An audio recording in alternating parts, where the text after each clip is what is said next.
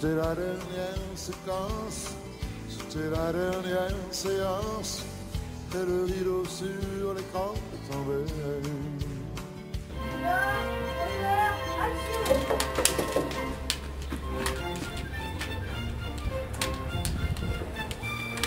Aujourd'hui, on va vous apprendre à faire du cinéma. Voici un plan général. Le plan général, il couvre un vaste ensemble qui situe le décor dans son cadre. Un paysage ou décor vu à très grande distance. La figure humaine est à peine visible. Voici un plan d'ensemble. Le plan d'ensemble, il couvre l'ensemble du décor construit. Les personnages sont intégrés à un environnement qui reste prépondérant.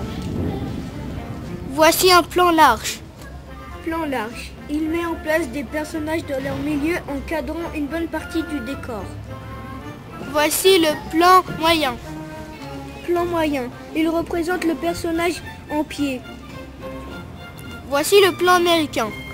Plan américain, il coupe le personnage à mi-cuisse, hauteur des pistolets dans les westerns. Voici un plan rapproché. Plan rapproché, il cadre le personnage au niveau de la taille ou de la poitrine. Voici un gros plan.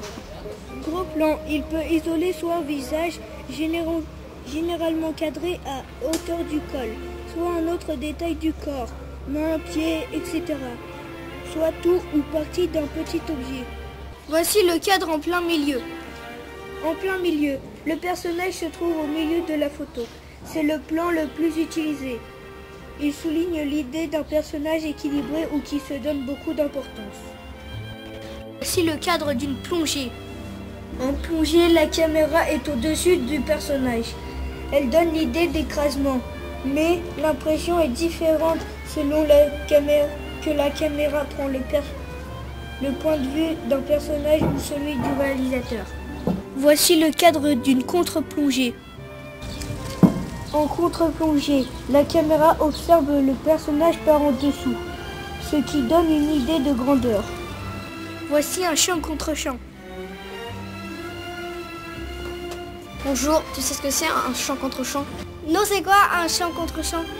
Une fois on filme moi, une fois on filme toi, ainsi de suite. Ah, d'accord.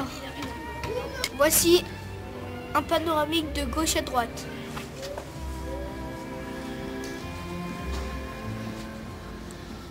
Voici un panoramique de droite à gauche. Voici un panoramique vertical de bas en haut. Panoramique. La caméra tourne son axe vertical de gauche à droite ou inverse. Ou horizontal de haut en bas ou inverse. Et voici le zoom. Zoom. La caméra ne bouge pas. C'est un déplacement optique qui permet d'agrandir ou de rétrécir de plus ou moins rapidement le centre de l'image. Avant le film, on dit silence pour le plateau. Silence! Ensuite, on dit moteur pour appuyer sur la caméra. Moteur! Et en dernier, on dit action pour que les comédiens jouent. Action! Voici une vue subjective. La vue subjective, c'est quand la caméra est à la place des yeux du personnage. Le perchiste prend le son pendant les prises de vue.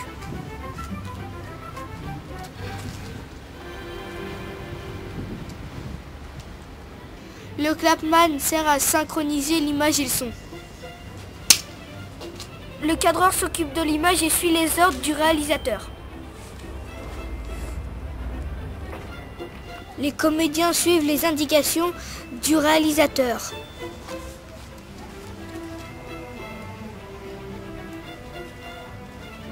Et voilà, c'est fini pour la leçon de cinéma. À la prochaine. Oh! C'était la dernière séquence, c'était la dernière séance, et le rideau sur l'écran est tombé.